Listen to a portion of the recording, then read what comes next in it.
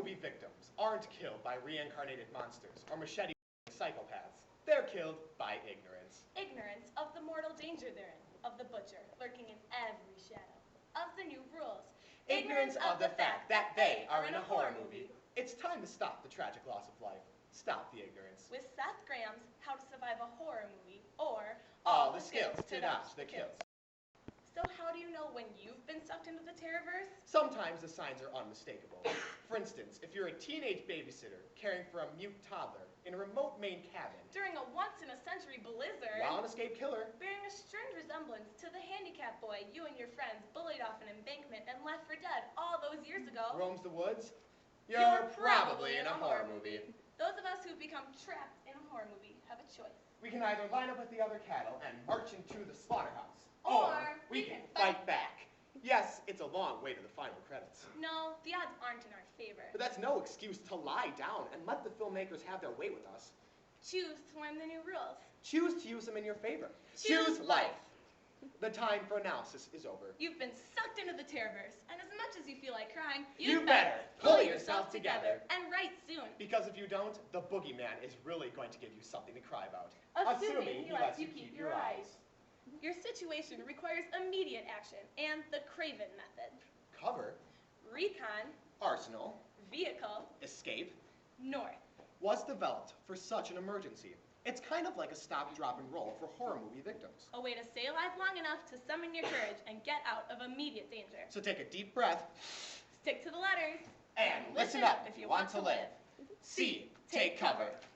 Running around in a panic is the fastest way to end up with a machete in your back. What you need right now is a temporary headquarters. A place to wipe the sweat from your brow Take a pull off the old asthma inhaler and formulate your plan.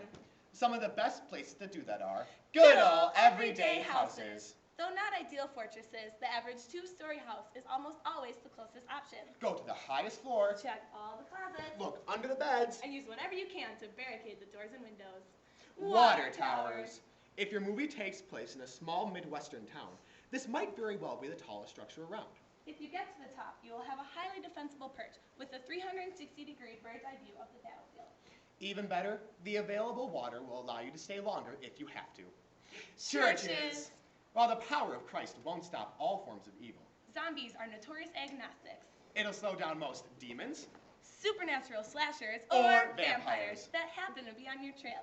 Even better, lead-lined stained glass windows are tough to break through. And there are plenty of pews to use for blockades. Which brings us to 10 places to never, ever go under any circumstances.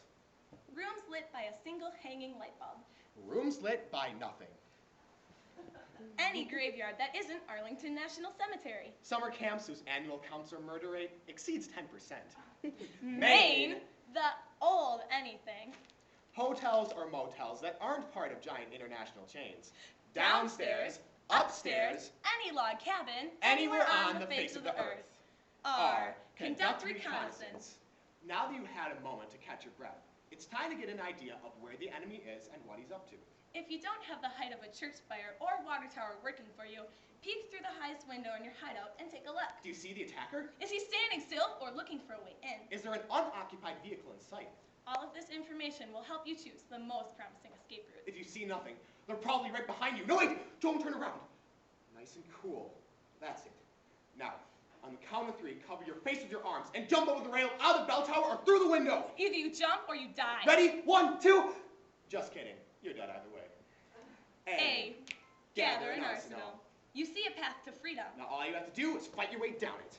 To do that, you'll need some kind of weapon. If you're barricaded in a house, look for a baseball bat, kitchen knife. Or anything kids aren't allowed to play with in the house. If you're holed up in a church, grab a candlestick or a collection plate. Which can be thrown with deadly, decapitating force. And if you're up on that water tower, get your hands on the nearest... Actually, there really aren't too many options with the water tower. You really should have thought of that before you climbed up there. V. Commandeer a vehicle. You've summoned some courage. Grab the weapon. And hopefully spotted a nearby vehicle during your reconnaissance.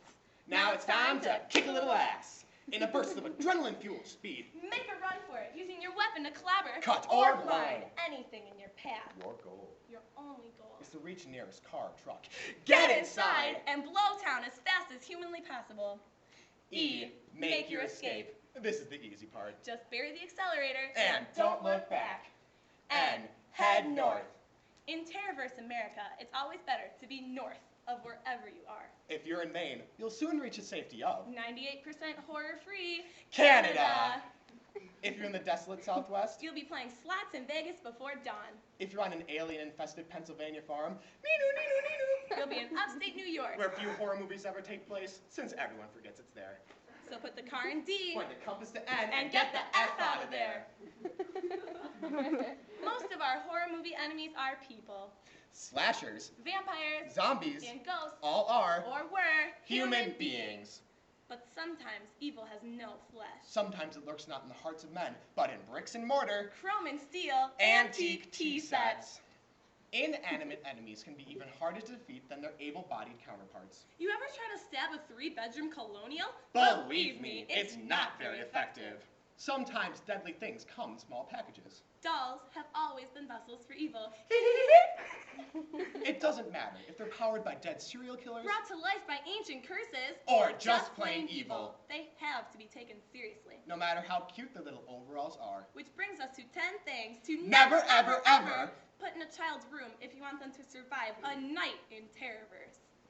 any representation of a clown, whether it is stuffed, painted, or otherwise. Indoor play tents. Anything that obstructs the child's view of the room or your view of the child Is a no-no. Windows. In horror movies, windows are things that kids get snatched out of by vampires and scary trees. Woo. Doors. Does this sound familiar? You hear the children screaming, Ah! and run to their room. Only to have the door slammed in your face by whatever ghost is about to Eat their soul. Oh. One of those toy monkeys that bang cymbals together. These serve absolutely no purpose other than coming to life when something scary is about to happen. Dun dun dun! Framed photographs of dead relatives. Or photographs of any dead people for that matter. Ouija boards. Come on. Any crucifix featuring an open-eyed Jesus. Directors love cutting to Christmas Jesus. At attention. Don't hand them an invitation. Beds with more than 4 inches between the box spring and floor. The bed legs should also be chained to the floor, and younger kids should sleep wearing a climbing harness tethered to a secure steel cable. In case of an attempted spiritual abduction. Closet. What are you, crazy? Nail the door shut and buy a dresser.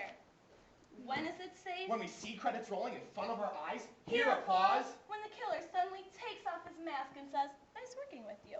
No, it's never safe. Once you're in the Terrorverse, you're in for good. You succeeded in vanquishing the enemy? Great. Chances are you made it to the final credits, and you lead a long, peaceful life. But there will always be the possibility that you'll be called back for sequels. Screenwriters will keep dreaming up new villains and killing methods. Directors will get sleeker and bloodier. And the enemy will keep its fangs and machetes razor sharp. You better keep your skills the same way.